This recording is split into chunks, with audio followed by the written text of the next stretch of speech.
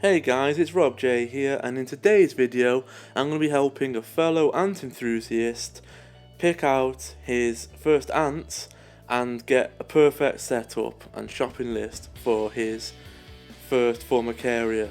And while he picks out his ants, I'm just going to tell you a little bit about the format of this video. What we're going to do is, once we've got the ants and we know what size we're dealing with, so we know what tube size and port size that we need to buy, we will jump onto the computer and we will walk through getting the perfect setup for all his wants and needs for the ants, and including what he's going to need ready for the ants upon arrival, like ordering his live foods, so you don't get your ants but you've got no food. So without further ado, let's move on.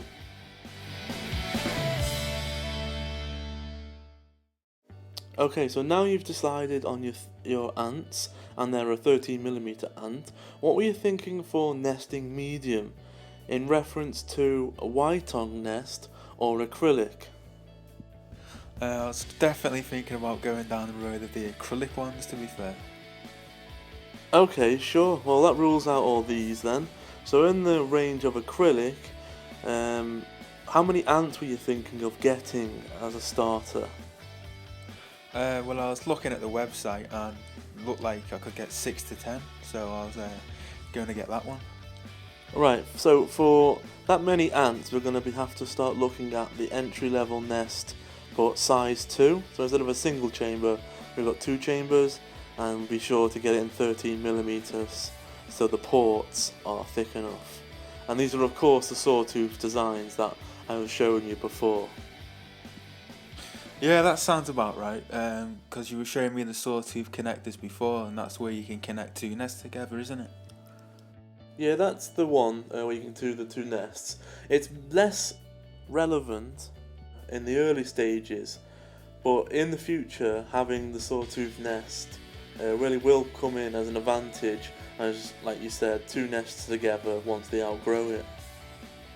So moving on to the Outworlds, this is basically where they forage for their food, and it's also where you put their water and any insects or treats or foods or anything like that. So what were you thinking on size? I'm unsure about the size for now, but I definitely do want to decorate it with the grout that you have on your ones. Okay, so that really does limit you to the 2 larger sizes. You can grout the 2 smaller sizes, but if you intend on using the water towers, they won't fit with the lid. So the 2 larger sizes have enough clearance for you to grout and decorate. So out of the 2 larger ones, what do you reckon?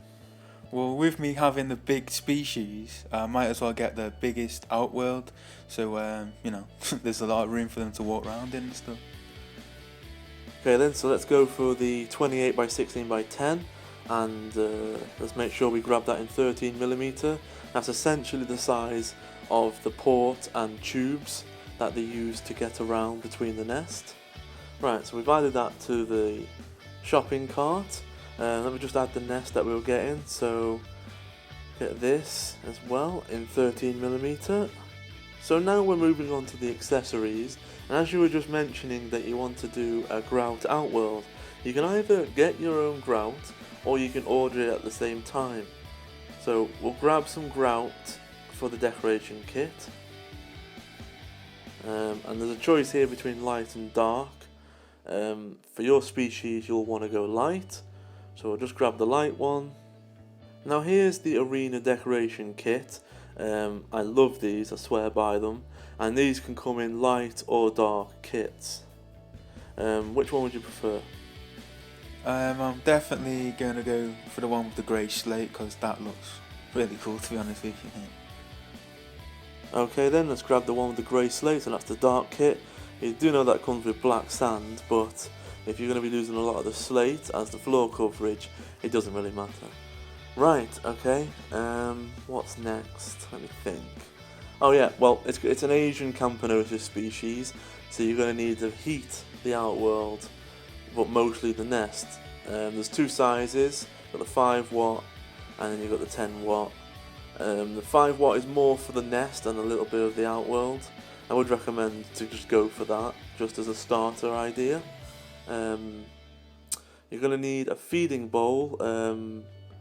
How many were you thinking? At the moment, I'm going to leave the feeding bowls and just use bottle caps from like drinks and stuff. And also, at a later stage, I will be getting the elbow connectors. Okay, yeah, that's a good idea. We'll need to get the water feeders, but they're out of stock for now. But it shouldn't take too long to pop back into stock. Now, one thing you're definitely going to need, mate, is the Ptfe escape proofing liquid. This essentially just makes a little sort of white faded barrier around the top that you paint on, and once it's dry you do a couple of coats and they can't cross it. So when you've got the lid on feeding them, you don't get a load of escapees. So you're definitely going to have that. Were you thinking of getting any live plants at all? No, I was thinking about getting totally artificial. Okay, no problem. Right. Now I do recommend you grab at least 1 pot of jelly, just for the sheer fact that your live foods might take a few days to turn up. So always just grab at least 1 jelly. While we're at it, I'll grab a pair of them plastic tweezers. And do you recommend me getting one of them Reservoir filling bottles? It's really personal choice.